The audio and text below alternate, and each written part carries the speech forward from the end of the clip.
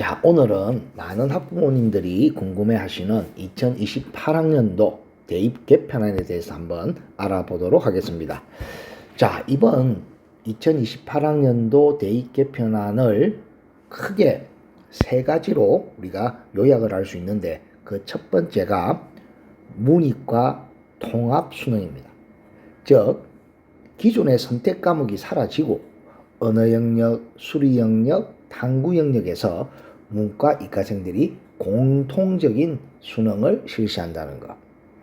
두 번째, 통합사회, 통합과학 두 영역 모두 문이과 관계없이 실시한다는 것.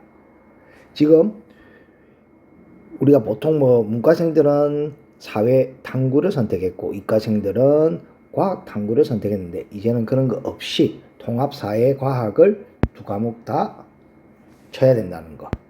세 번째 특징은 이제 내신 체계에서 기존의 9등급 체계에서 5등급 체계로 바뀐다는 거.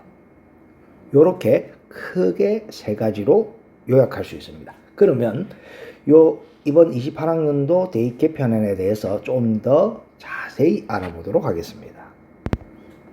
자, 일단 이번 개편안은 크게 수능 개편안과 내신 개편안 두 가지로 나뉠 수 있는데, 첫 번째, 이 수능 개편안에 있어서 과목 영역별로의 어떤 바뀐 점, 변경된 점을 알아보도록 하겠습니다. 자, 첫 번째, 언어 영역. 앞에서도 말했지만 문이과 공통 수능을 실시하게 된다 이 말이죠. 자, 그러면 어떻게 바뀌었느냐? 지금 현행 수능은 이게 나오죠. 독서와 문학은 문이과 공통으로 다 선택을 해야 되고, 그 다음에 화법과 작문이나 언어와 매체 중 하나를 선택할 수 있었는데, 이제는 그런 것 없이 문이과가 똑같이 화법과 언어, 독서와 작문, 문학을 시험을 치게 되는 그런 형태로 바뀐 겁니다. 자, 두 번째, 수리 영역. 요번 이 개편안에서 굉장히 중요한 역할을 부분을 차지하고 있는 게 이 수리 영역의 변경안입니다. 자, 이것도 똑같이 문이과가 공통 수능을 실시하는데, 좀 범위가, 즉 쉽게 말해서 심화 수학이 빠져 있다는 거, 요거 조금 중요하게 생각해야 됩니다. 자, 현행 수능은 뭐냐? 수원과 수투, 이게 공통 범위고, 그중 확통, 미적분, 기하 중 하나를 선택해야 된다 이 말이죠. 보통 문과생들이 확통을 선택했고, 자, 이과 계열은 미적분이나 기하를 선택하는 추세였는데, 지금 28학년도 개정안을 보면 대수, 미적분, 원, 확통이 문이과 공통 과정이라고 보면 됩니다. 여기서 대수는 지금의 현행수의 수원과 거의 같다고 보면 되고, 미적분 원은 지금 여기 나오는 수투의 과정과 같다고 보면 되고, 선택 과목 중 이 확통이 같기 때문에 지금 기존의 문과생들이 치는 범위, 그거와 거의 비슷하다라고 생각하시면 되겠습니다. 자, 다음 세 번째, 외국어 영역은 현행 수능과 동일하게 진행됩니다. 자, 네 번째, 탐구 영역. 자, 현행 수능이 어떻게 되느냐? 탐구는, 자, 사회 탐구 9과목 중에서 2과목을 선택해서 시험 치든지, 아니면 과학 탐구 8과목, 물화지생 중에서 2과목을 선택하는 것이었는데, 이제는 이런 것 없이 그냥 문이과가 똑같이 사회, 통합사회도 시험을 쳐야 되고, 통합과학 2과목을 다 쳐야 된다는 이런 것을 바뀌는. 그 대신 범위가 통합사회와 통합과학은 지금의 고1 과정의 그런 범위라고 보시면 되기 때문에 훨씬 더 조금 뭐라 해야 되나, 난이도는 낮게 될 것이다, 이렇게 예상할 수가 있습니다. 자, 그러면 두 번째로 내신 개편안은 어떻게 되는지. 이 내신 개편안이 조금 구체적 깊게 들어가면 좀 어려울 수가 있는데, 그냥 간단하게 생각하자면, 일단 첫 번째, 현재 중2가 고1에 진학하는 2025년부터 자, 내신이 5등급 체계로 바뀐다. 기존은 우리가 9등급 체계였는데, 그래서 1등급이 원래는 20%였고 2등급이 11%까지고 3등급이 24%까지 이런 식으로 진행이 됐는데 5등급 체계로 바뀌다 보니까 이제 10%까지가 즉 100명이 시험 치면 10명이 1등급을 받는 이전에는 4명밖에 못 받았는데 1등급 수가 많이 증가하게 되는 거죠. 2등급은 34%까지 3등급 66%, 4등급 90%, 5등급은 이렇게 마지막 100%까지 요렇게 바뀐다는 거 이것도 굉장히 중요한 개편안 중에 하나입니다. 자, 그 다음에 이 내신에서 보통 교과는 절대평가와 이 상대평가가 같이 표기를 한다는 거 요거 중요하겠죠, 그죠? 자, 보통 우리가 학교 교과 과정을 얘기하자면 보통 우리가 보통 교과라고 해서 이 보통 교과 중에서 이 공통 과목 이거는 무조건 선택이 아니고 무조건 이수를 해야 되는 공통 과목이 있고 그 다음에 이건 뭐 우리가 말하는 필수 이수학점이라고 하거든요. 요게 있고 그 다음에 선택 과목이 있는데 선택도 진로 선택 과목이 있고 융합 선택 과목이 있습니다. 이 모든 걸 통틀어서 이 보통 교과는 이렇게 절대평가 원점수도 나오고 점수가 몇 점이다도 나오고 그래서 A, B, C, D, E에서 성취도도 나오고 그 다음에 석차 등급 아까에서 1등급부터 5등급까지 그 다음에 뒤에는 통계 정보까지 수강자 수가 몇 명이다 과목 평균이 몇 점이다 다 나온다는 거죠.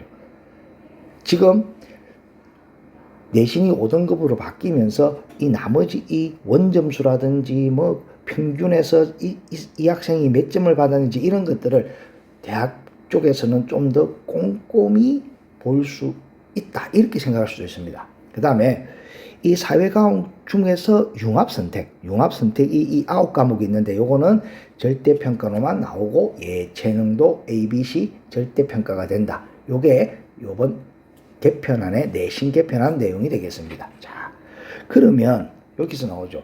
이렇게 개편안이 되면 우리가 어떻게 앞으로 대학 입시가 바뀔 것인지 전망을 한번 해보자 이 말입니다. 그럼 첫 번째가 뭐냐? 내신에서 상위권에 이런 1등급 비율이 많이 10%까지 늘어나면서 변별력이 사라진다. 그러면 대학에서는 어떻게 하겠느냐?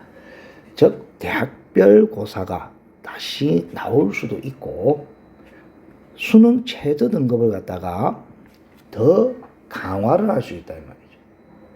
이제 뭐 옛날에는 뭐 4과목 합 10등급 이랬으면 이제 지금은 4과목 합 8등급 이런 식으로 더 강화를 할 수 있고 그 다음에 수시 전형에서 이 내신보다도 종합, 논술, 면접 전형이 증가할 가능성이 있습니다.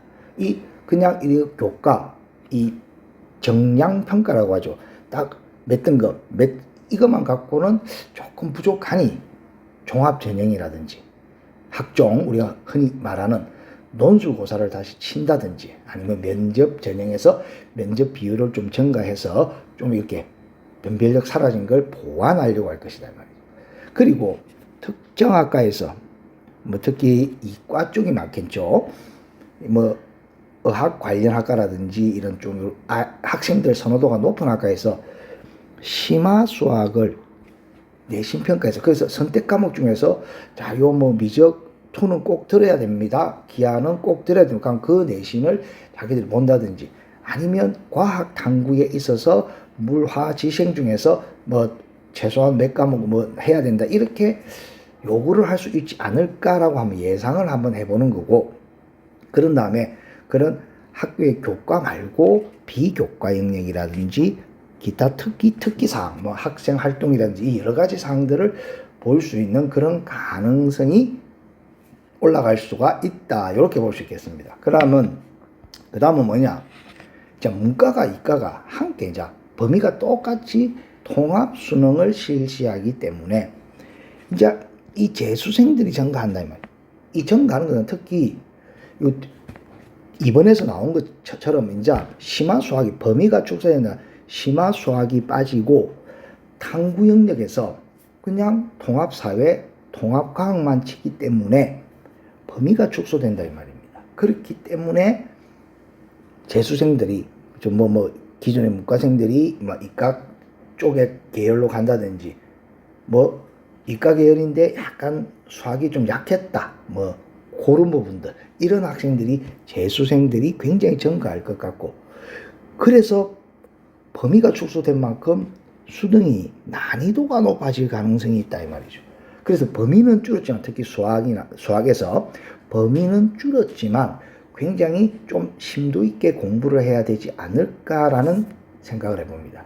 그 다음에 세 번째죠. 이것도 이제 재수생 전과와 함께 연결이 되는 건데, 심화 수학이 수능에서 제외되고, 그 다음에 탐구 영역에서 과탐의 어떤 그런 물화지생이 아니라 통합사회 통합과학을 치기 때문에 이 문과생들이 의학 계열이나 이공 계열 인기 좋은 학과에 도전을 할 가능성도 높아지게 될 겁니다. 물론 의과 지금 정원도 늘어난다는 얘기가 있으니 의대로 가려는 사람들이 점점 더 늘어나겠죠. 이제 문과생도 마찬가지고.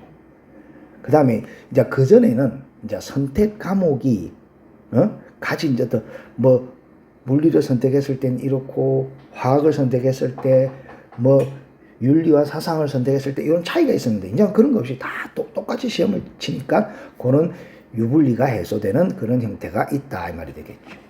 그 다음 내신이 5등급 체계로 바뀌면서 어떤 걸 우리가 전망을 해볼 수 있느냐. 그전에는 이제 특목고 자사고 이라면 내신 따기 힘들어 이런 식으로 해서 약간 조금 꺼렸던 학생들도 10%까지면 그냥 1등급을 받을 수 있으니 특목고 자사고에 쏠림 현상이 좀 심해지지 않을까, 이렇게 조금 예측을 해볼 수가 있고, 요번에 교육청에서도 발표한 것처럼 내신평가에 이 서술형, 논술형 문제가 많이 나오게 될 겁니다. 그래서 요거에 대한 대비도 잘 해야 되고, 아까도 얘기했지만 보통 교과에서 절대평가와 상대평가를 두 개 다 표시를 하는데, 여기서 이 절대평가에서 원점수가 나오기 때문에 대학 측에서는 좀 더 정확하게 똑같은 1등급이라도 이 사람이 이 학생이 몇 점을 받은 1등급인지 그런 것까지 한번 또 볼 수 있기 때문에 등급도 중요하지만 그만치 그 점수도, 원점수도 높여야 되는 그런 아마 노력을 조금 해야 되지 않을까라는 생각이 듭니다. 그래서 전체적으로 여기까지 요번 이제 새로 개편된 2028년 대입 개편안에 대해서 얘기를 해봤는데, 물론 바뀌는 게 많습니다. 바뀌는 게 많기 때문에 그거에 좀 대비를 잘해서 준비를 해야 되겠지만, 그 바뀌는 만큼 또 대학에서는 또 여러 가지를 또 이렇게 요구할 수가 있기 때문에 학생들의 공부 부담은 변함없이 높을 걸로 생각되고, 다음에는 좀 내신에 대해서 혹은 의학 관련 과에 대해서 다시 한번 어떻게 우리가 대비를 해야 되는지를 한번 설명하도록 하겠습니다. 오늘은 여기까지 하겠습니다.